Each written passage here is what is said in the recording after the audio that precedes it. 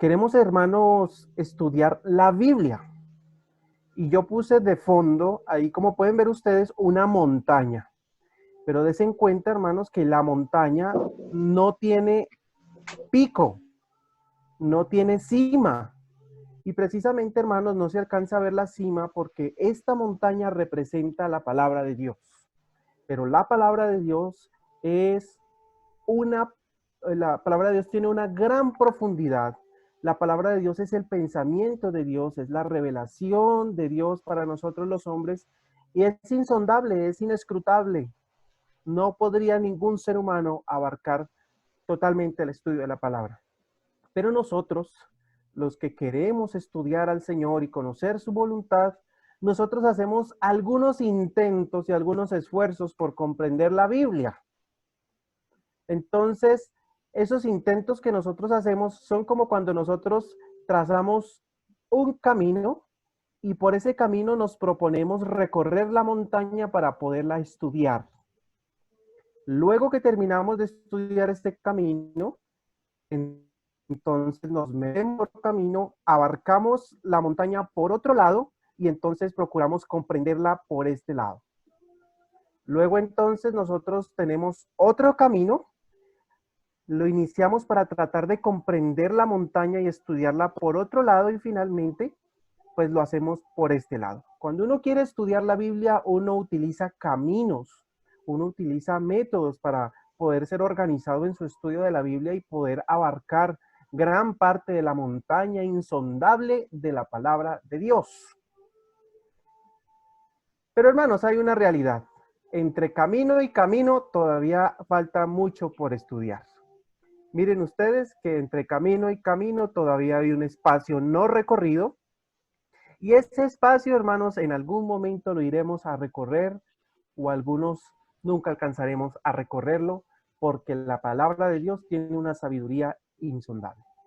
A esos caminos se le han puesto algunos nombres. El primer camino es teología sistemática. Así que cuando nosotros estudiamos teología sistemática, estamos abarcando la Biblia por un camino, estamos queriéndola estudiar por un segmento, una parte de la Biblia de manera organizada y nos metemos por allí. El otro camino se llama exégesis diacrónica, el otro se llama exégesis, perdón, uno se llama exégesis sincrónica, la otra se llama, y terminamos con hermenéutica. Sin embargo, hermanos, no nos vamos a enfocar en esos términos raros últimos que acabé de decir, que es exégesis sincrónica, exégesis diacrótica, no maneja, hermanos, de eso no vamos a hablar de la teología sistemática, la que ustedes están viendo allí. Entonces, hermanos, esto es para que ustedes comprendan que el estudio que nosotros vamos a hacer de la palabra de Dios es un estudio que es apenas un camino, y es un camino largo y nos demoraremos quizás algunos años tratando de recorrer este camino de la teología sistemática, pero cuando terminemos, esto es apenas un camino, un camino. De pronto, ya habiendo terminado la teología sistemática, podemos entrar a estudiar la exégesis sincrónica, luego la exégesis diacrónica y por último la hermenéutica. Pero emprenderemos, hermanos, ahora el camino de la teología sistemática. ¿Qué es teología sistemática? Bueno, la palabra teología se divide en dos. Teo significa Dios, logía significa estudio, y sistemática tiene que ver con algo organizado o algo que se estudia por temas. Entonces, cuando hablamos de teología sistemática, estamos hablando de que vamos a estudiar la Biblia, vamos a estudiar a Dios por medio de la Biblia a través de un estudio organizado por temas. Otra vez, vamos a estudiar la Biblia a través de un estudio organizado por temas. Y los temas en la teología sistemática ya están descritos. Entonces, acuérdense que la teología sistemática es apenas este primer camino. Entonces, la bibliología hace parte de la teología sistemática, es una de las primeras cosas que nosotros estudiamos, y la bibliología es el estudio de lo que la misma Biblia dice de sí misma, son las características de la misma Biblia. Cuando usted estudia bibliología, usted puede responderse preguntas muy importantes, como por ejemplo, ¿cómo le podemos explicar a una persona que la Biblia es palabra de Dios cuando esta persona está segura que es un libro simplemente escrito por hombres, que es un libro meramente cultural. Otra pregunta que usted se podría responder cuando estudie la bibliología, que como les digo es parte de la teología sistemática, es si se salvan o se pierden las personas a las que nunca se les predicó el evangelio. Esa es una gran pregunta. Si usted nunca le predicó, si a una persona nunca le predicaron, ¿se salva? Bueno, cuando usted estudia la bibliología, usted va a poder responder una pregunta como esas.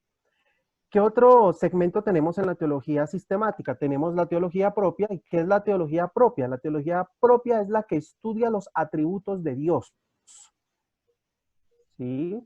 Ahí estudiamos la Trinidad, la Seidad, su eternidad. ¿Cómo explicar la Trinidad a la luz de los textos bíblicos?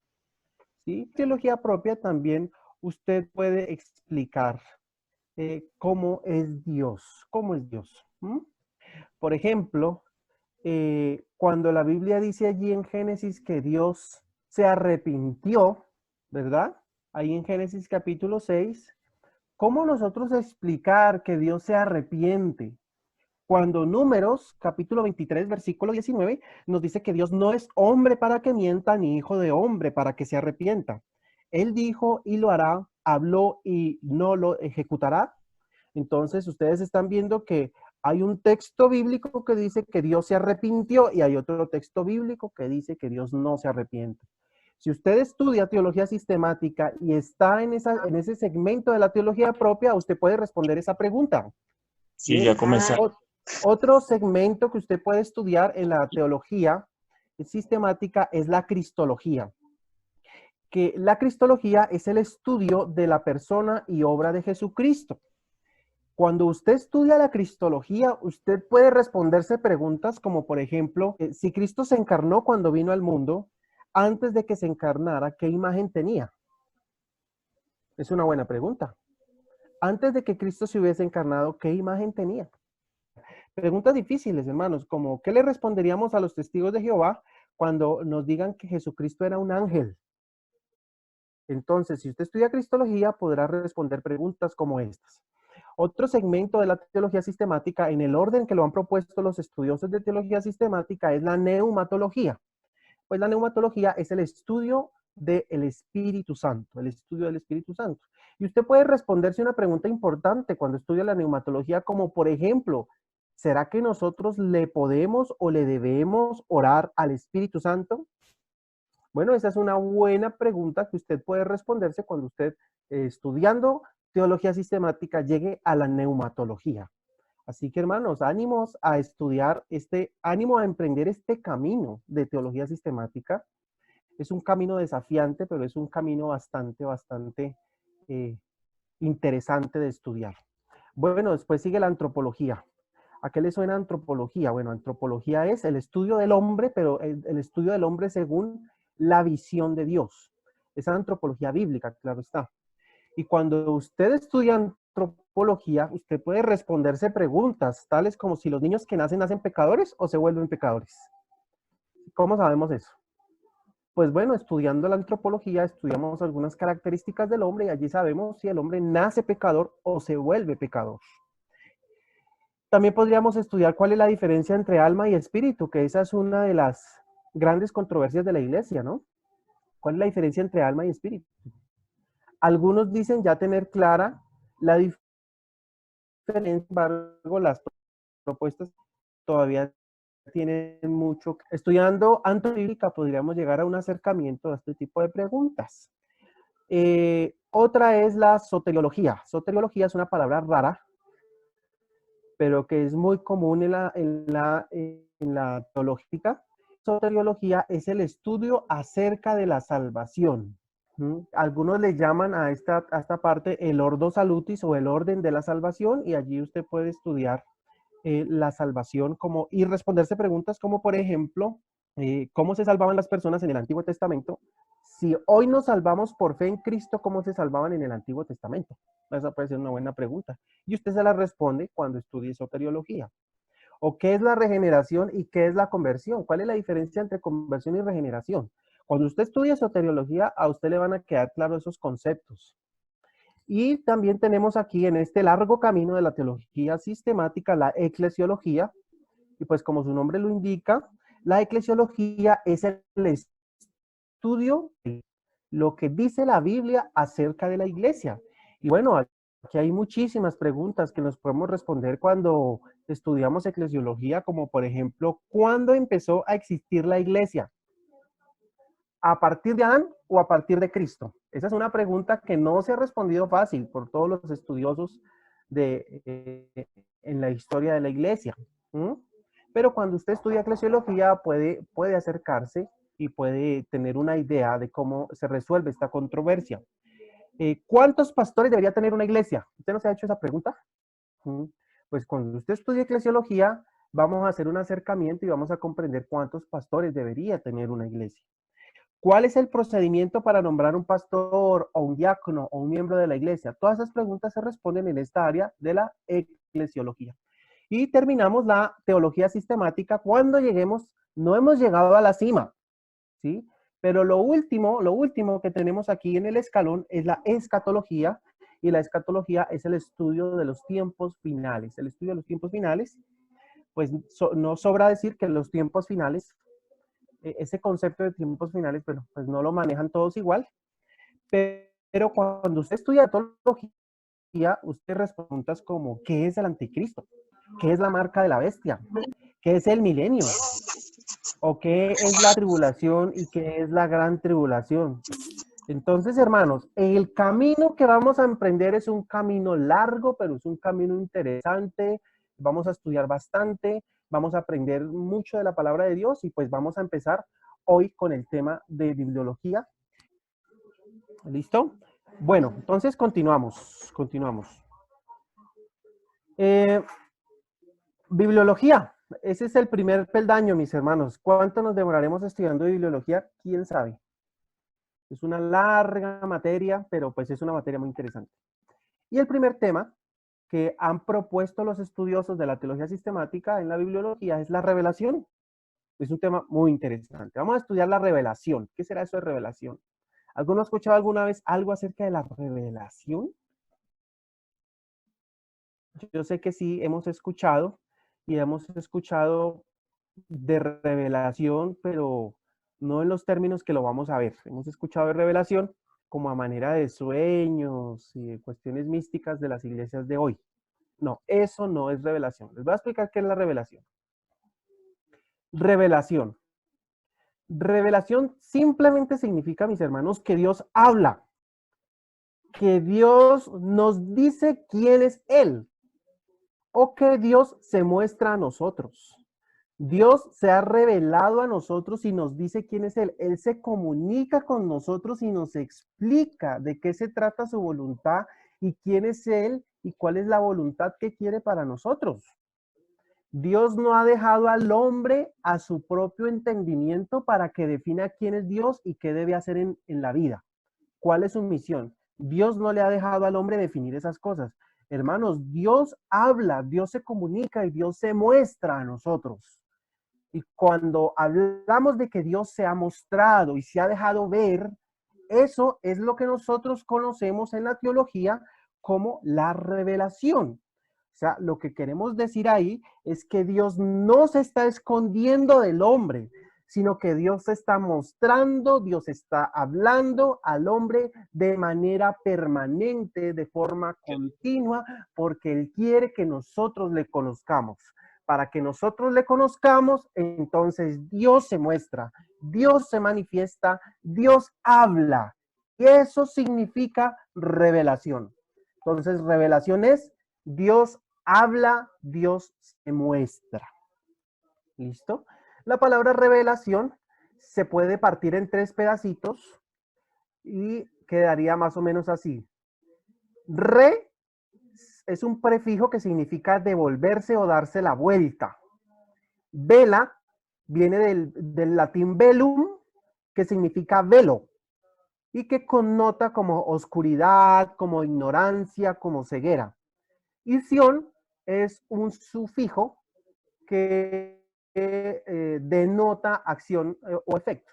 ¿Qué significaría entonces revelación? La revelación es el acto soberano de Dios por medio del cual Él no le da la espalda al hombre, sino que se muestra a Él y se manifiesta a Él. Eso es revelación, hermanos. Eso es revelación, que Dios no se quedó escondido, que Dios se dejó ver y nos habla y nos cuenta de qué se trata su voluntad y quién es Él. Pero ahora nos surge una pregunta: ¿cómo ha hablado Dios al hombre? Esa es una pregunta interesante. ¿Cómo ha hablado Dios al hombre? ¿Cómo ha hecho Dios para hacerse entender, para mostrarse, para dejarse ver? ¿Cómo lo ha hecho? Bien, hermanos, entonces aquí es donde tenemos que categorizar la revelación y hablamos de una revelación general, hablamos de una revelación interna y hablamos de una revelación especial. Yo pienso que hoy alcanzamos solamente a ver la revelación general. ¿Listo? Pregunta de examen. ¿Cómo ha hablado Dios al hombre?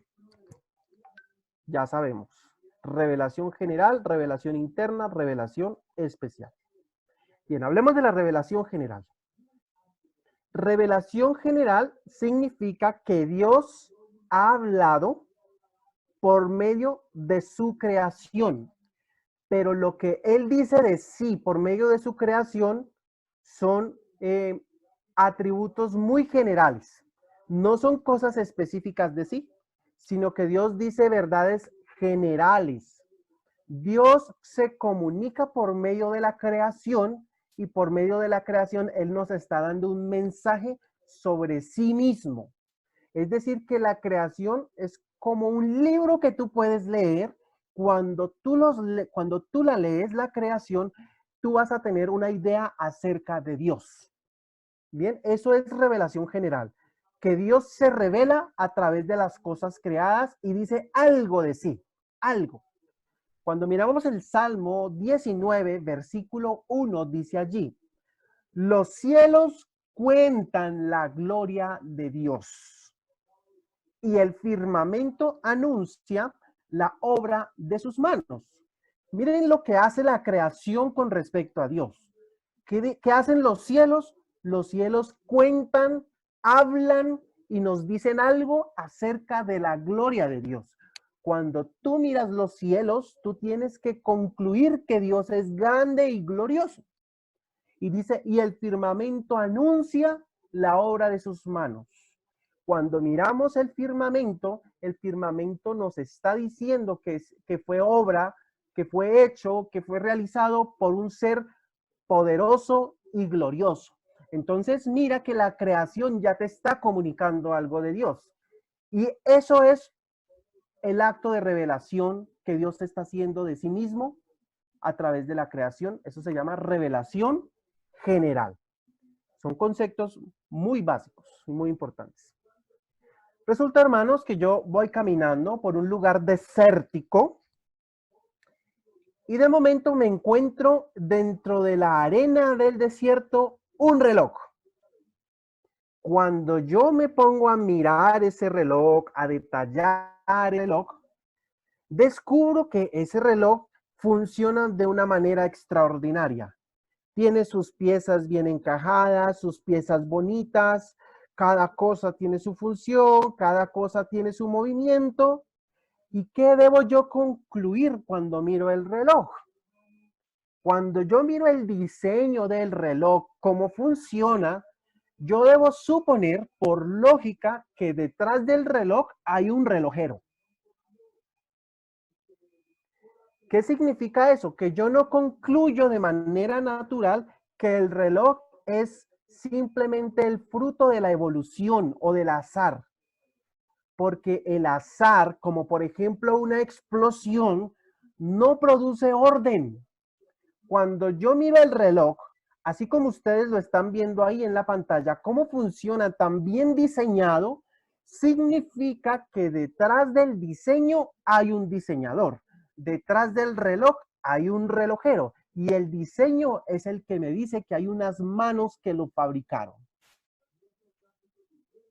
Si esa es mi conclusión cuando yo me encuentro un reloj en una arena en el desierto,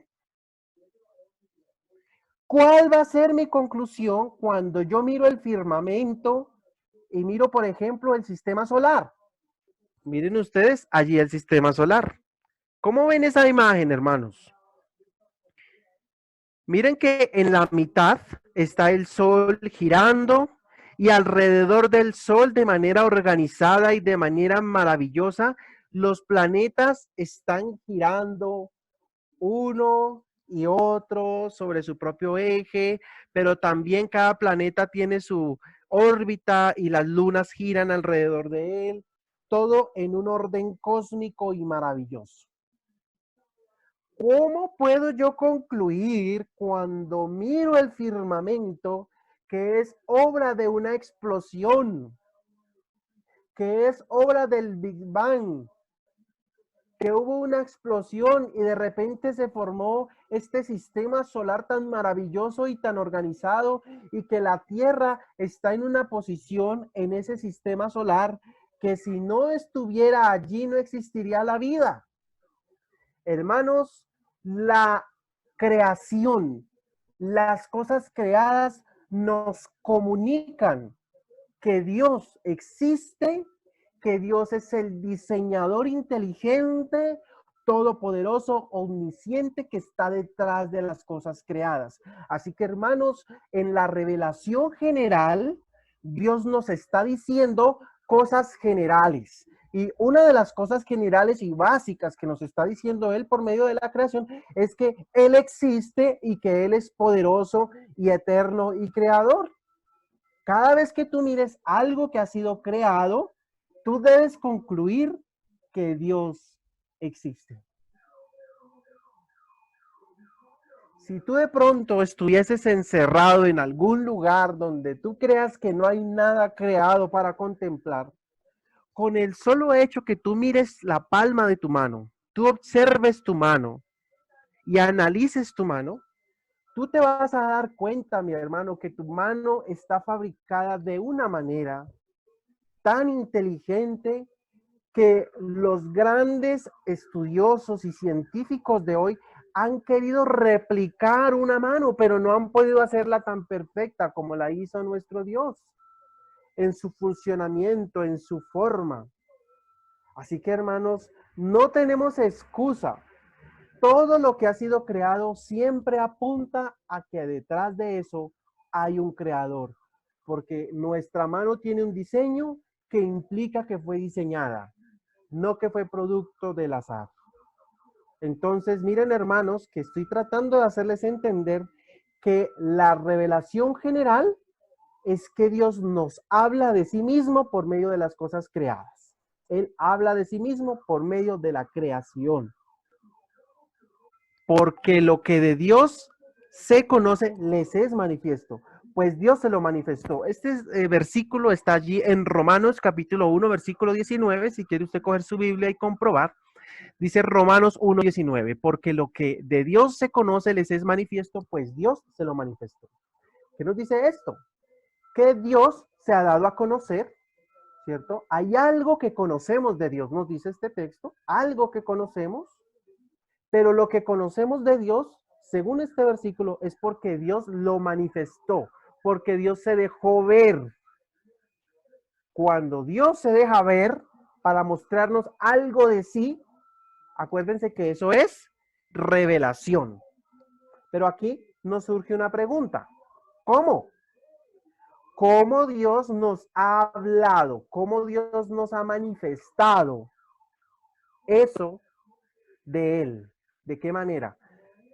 Solo es que miremos el versículo 20, hermanos, para darnos cuenta. Dice acá, porque las cosas invisibles de Él, su eterno poder y deidad, se hacen claramente visibles desde la creación del mundo, siendo entendidas por medio de las cosas hechas, de modo que no tienen excusa. La creación microscópica son esas cosas muy pequeñitas, como por ejemplo una célula, que cuando nosotros la analizamos en un microscopio, nos vamos a dar cuenta que es un universo metido dentro de una cosa muy pequeña, pero que esa célula que parecía un organismo muy sencillo, es a la verdad una estructura muy compleja que nos dicen que nuestro Dios es maravilloso. Y la creación macroscópica, pues es lo que venía yo hablando, de cómo el universo nos dice también que Dios existe y que es poderoso. Mirando pues este pasaje que tantas veces lo hemos compartido y cada día aprendemos más. Es tan maravilloso nuestro Dios que realmente Él, cuando empiezan las escrituras, dice Dios en el principio.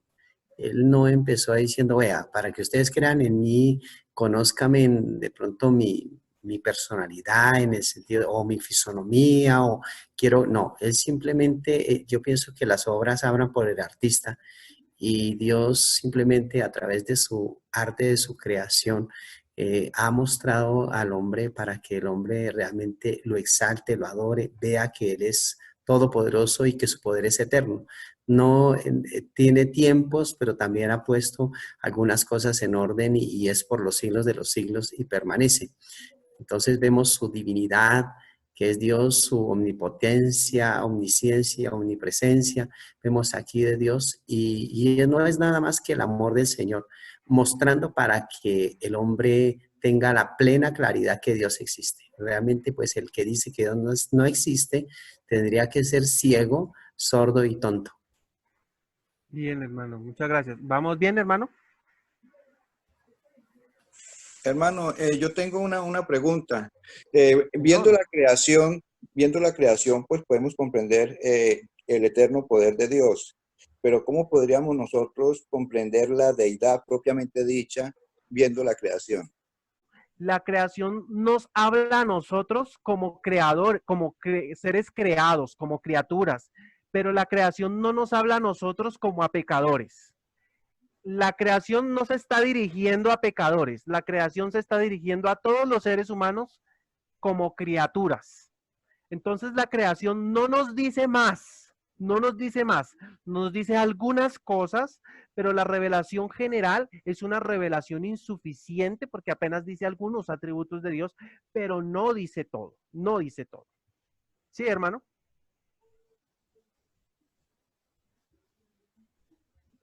Sí, hermano, muchas gracias. Me queda muy clara su respuesta. Muy amable, gracias. Con todo gusto, mi hermano.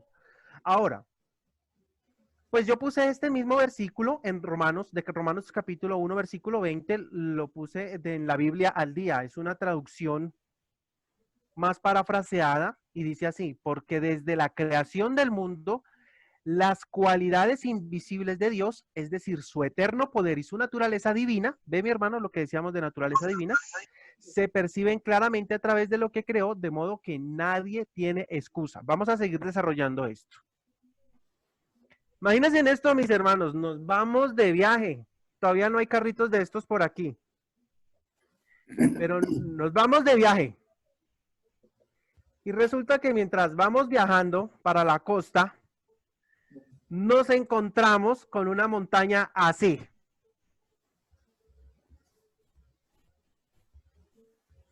¿Ah? Y resulta que alguno de nosotros dice, wow, pero qué hermoso producto de la evolución. Es increíble cómo una explosión y cómo la evolución del planeta pudo terminar en formar estas caras en las piedras de las montañas. ¿Les parece lógico, hermanos? Pues claro que no es lógico, ¿cierto que no? ¿Por qué usted no va a pensar que estos rostros en las piedras son producto de la evolución o del azar o de la explosión? Porque claramente usted está viendo un diseño humano, se está viendo caras. Por lo tanto, detrás de esos diseños hay un diseñador. Hermanos, la creación todo el tiempo nos está hablando de que Dios existe. Dios existe, es poderoso, es creador. Y con esa información tenemos lo suficiente para que Dios nos condene. Si somos incrédulos, si no le rendimos adoración como un ser superior, si no le damos gracias con nuestra vida, podemos condenarnos, hermanos, solamente con lo que la creación nos dice. Además, teniendo en cuenta, hermanos, que la creación da este testimonio sobre Dios de manera permanente. Continuamente la creación está existiendo. La creación es estable y permanece. Por lo tanto, la creación es una voz continua a nuestro corazón de que Él está existiendo.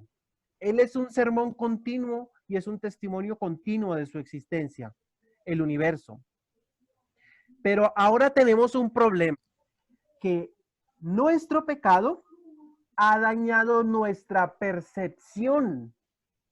El pecado en nosotros distorsionó nuestra capacidad de leer y de discernir la creación.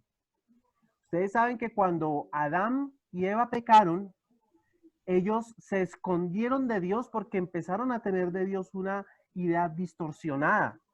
Porque desde que el hombre pecó, se empezó a distorsionar su capacidad de percibir las cosas que él creó. ¿Mm? Miren lo que hace el hombre cuando está pervertido, cuando está dañado por el pecado, cuando lee la creación. Miren lo que resulta concluyendo. Dice Deuteronomio capítulo 4, versículo 18 al 19. Figura de ningún animal que se arrastre sobre la tierra. Figura de pez alguno que haya en el agua debajo de la tierra. No sea que alces tus ojos. Ahí está prohibiendo hacer estas figuras. Dice, no sea que alces tus ojos al cielo y viendo el sol y la luna y las estrellas y todo el ejército del cielo, seas impulsado y te inclines a ellos y les sirvas, porque Jehová tu Dios los ha concedido a todos los pueblos debajo de todos los cielos. Hermano, ¿qué resulta siendo un hombre pecador? ¿Qué hace el pecador o qué hace el pecado dentro del corazón del hombre? Le distorsiona, y cuando el hombre va a mirar los astros, en vez de mirar que hay un Dios poderoso, resulta mirando a dioses. Empieza a adorar al sol, empieza a adorar la luna, empieza a adorar las estrellas, empieza a pensar que cada estrella que alumbra en el cielo es el alma de una persona que ha muerto en la tierra, y empieza a maquinar un montón de idolatría, y el corazón del hombre empieza a fabricar idolatría porque el pecado ha distorsionado la forma de leer, la forma de ver la creación. ¿Mm? Pero miren cómo mira la creación un creyente. En el Salmo 8:3 dice, cuando veo tus cielos, miren un creyente leyendo los cielos, dice, cuando veo tus cielos, obra de tus dedos, la luna y las estrellas que tú formaste, digo, ¿qué es el hombre para que tengas de él misericordia y el hijo del hombre para que lo visites? Miren qué hermoso, hermanos, este hombre salvo que tiene el Espíritu Santo en su corazón, cuando mira los cielos, ve que es una obra de un Dios tan grande que él se ve tan pequeño e insignificante, y le dice, Dios, si tú eres tan grande, si tú eres tan majestuoso, si tú eres tan poderoso, ¿qué es el hombre para que tú lo visites, lo mires, le pongas atención? Mira, mi hermano, cómo el pecado ha distorsionado y cómo el Señor nos ayuda a volver a percibir las cosas de acuerdo a como Dios quiere que las percibamos. Dice el Salmo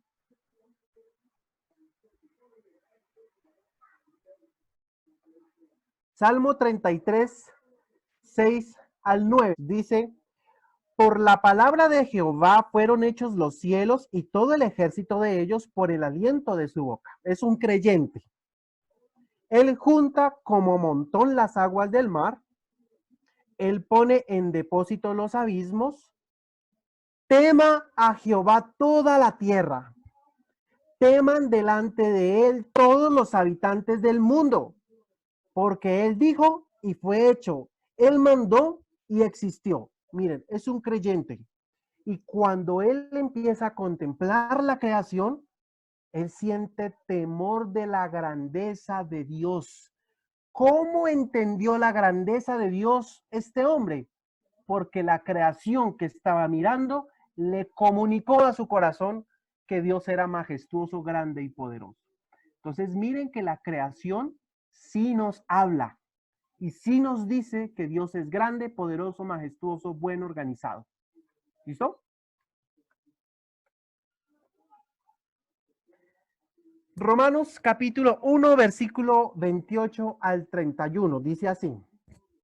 Y como ellos no aprobaron tener en cuenta a Dios, Dios los entregó a una mente reprobada para hacer cosas que no convienen, estando atestados de toda injusticia, fornicación, perversidad, avaricia, maldad, llenos de envidia, homicidios, contiendas, engaños, malignidades, murmuradores, detractores, aborrecedores de Dios, injuriosos, soberbios, altivos, inventores de males, desobedientes a los padres, necios, desleales, sin afecto natural, implacables y sin misericordia. Miren esto, hermanos.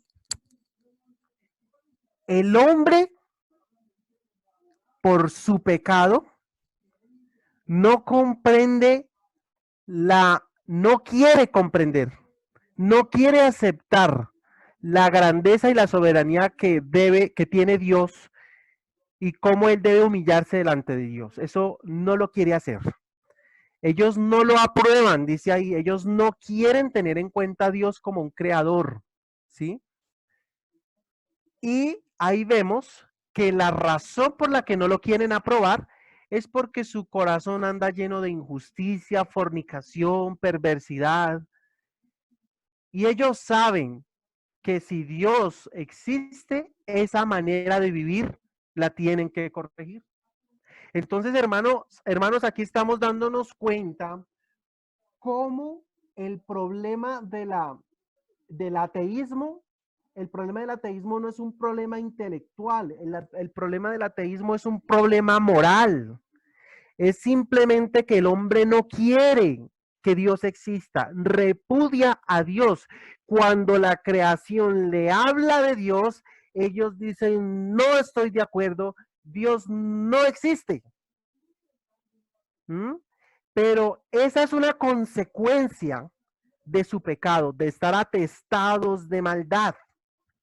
¿Ven, hermanos? Entonces estamos hablando de un problema que tiene la revelación general. Y el problema es que el hombre pecador no quiere comprender la revelación general y quiere sacar a Dios de este mundo.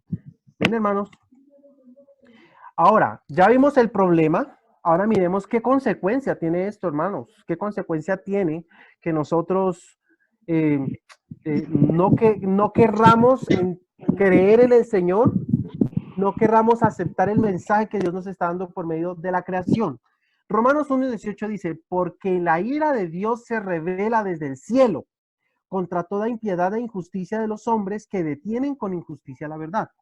¿Cuál verdad? Hermanos, si nos ceñimos al contexto, la verdad de la que está hablando aquí es la verdad de lo que expresa la creación. Lo que la creación dice acerca de Dios. ¿Ven? Eso es lo que quiere decir ahí la palabra verdad. ¿Cuál es el punto, hermanos? El punto es que hay personas que no quieren creer en Dios simplemente por su pecado. Y a esas personas que se niegan a creer en Dios por lo que miran en la creación, ya tienen lo suficiente para ser condenados por causa de ellos. Y hermanos, aquí estamos entendiendo una cosa muy importante. Aquí estamos entendiendo que las personas a las que nunca se les predicó el evangelio son culpables, porque ellos tienen la creación. No podemos decir que a ellos no se les ha hablado el evangelio. Dios les ha hablado acerca de su existencia, de su poder.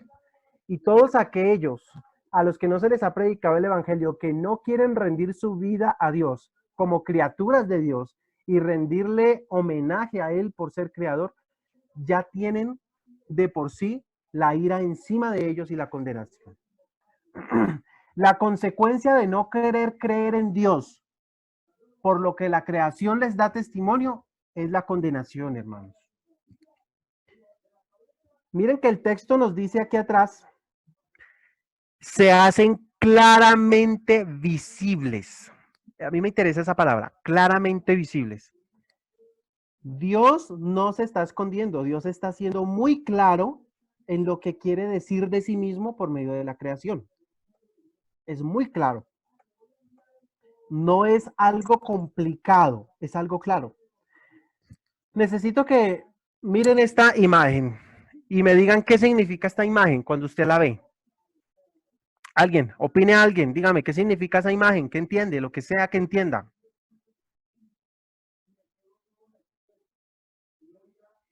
Significa luces altas y Luces luces altas y luces bajas. bajas. Luces bajas. Ya. Bueno, ¿sí ven? No hay claridad. Tenemos una idea, pero es una imagen que no es muy clara. Porque no sabemos si nos está diciendo que nosotros debemos pasar de las luces altas a las bajas. O no sabemos si nos está diciendo que pongamos las luces bajas y no las altas. O no sabemos si nos está diciendo que tenemos que poner las dos. O algo así. ¿Ven? Esta es una imagen no clara. Así no es como Dios habla en la creación. De manera ambigua, no. Él no es así. Él es así. ¿Qué entienden ustedes cuando ven esta imagen? Es más clara que la anterior porque dice encienda luces. Bueno. Entonces ya a usted le está quedando claro. Este enunciado es muy claro. Tiene el dibujo del icono que se nos muestra para prender la luz. Y nos dice que toca es mantener la luz prendida. Ahí ¿Listo? no es clara porque no la veo. ¿No la ve? Entonces, hermanos, Dios no habla de manera ambigua a través de la creación. Dios habla de manera muy clara, ¿sí? Gracias. ¿Y qué es lo que nos está diciendo Él? Que no tenemos excusa. Sí, amén. Si usted va por la calle, si usted va andando en su vehículo y usted ve que esta señal está puesta y usted no prende las luces, si lo para un policía de tránsito, ¿usted es culpable? Sí, Claro, claro. usted es culpable, ¿sí? Y usted le puede decir al policía de tránsito, qué pena, pero es que no vi el letrero. No, a usted le van a poner la multa y le van a poner el comparendo porque usted no leyó una señal que es muy clara. Y hermanos queridos, la creación a nosotros de manera muy clara nos está diciendo que Dios existe, que detrás del diseño hay un diseñador, que Dios es bueno, que Dios es grande, que Dios es poderoso, y nada más con esa información nosotros deberíamos rendirle culto y adoración, ¿sí? Solo por el hecho de entender estas cosas a través de la creación. Pero el ser humano, cuando mira la creación, no lee todas estas cosas que Dios está diciendo de sí mismo. Las pasa por alto y vive la vida como la quiere vivir. Vive pecaminosamente, establece sus propios caminos. Y por eso cuando muera, así no se le haya predicado nunca el evangelio, esa persona no tiene una excusa delante de Dios. Porque Dios claramente le enseñó todos los días que Él existía y que debía rendirle culto, y el hombre no lo quiso hacer, el hombre no quiso mirar las señales de la creación, y por eso nadie se escapa de recibir la revelación general. Todos la reciben, y si no actúan de acuerdo a esa revelación, son condenados y no tienen excusa. Hermanos, ahí ya tenemos una gran respuesta para aquellos que nos preguntan.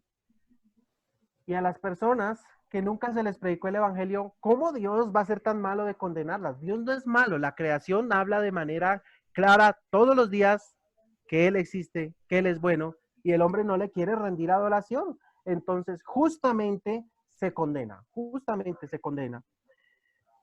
Y terminamos con esto. La revelación general, entonces, que es la creación, nos muestra que Dios es creador, omnipotente, bueno, organizado, hermoso, pero no nos explica el plan de salvación. Usted no puede mirar la luna y usted decir la cruz del Señor. Obviamente la luna no le habla de su pecado. Cuando usted mire las estrellas, usted no va a sentir que es pecador. Entonces, la revelación general es insuficiente porque nos dice algunas cosas generales por medio de la creación, pero no nos dice todo lo que tenemos que saber para la salvación. no nos habla de nuestro pecado, así que no es suficiente. La revelación general nos habla a nosotros como creación, pero la revelación especial que vamos a ver más adelante para la próxima clase, nos habla a nosotros como pecadores.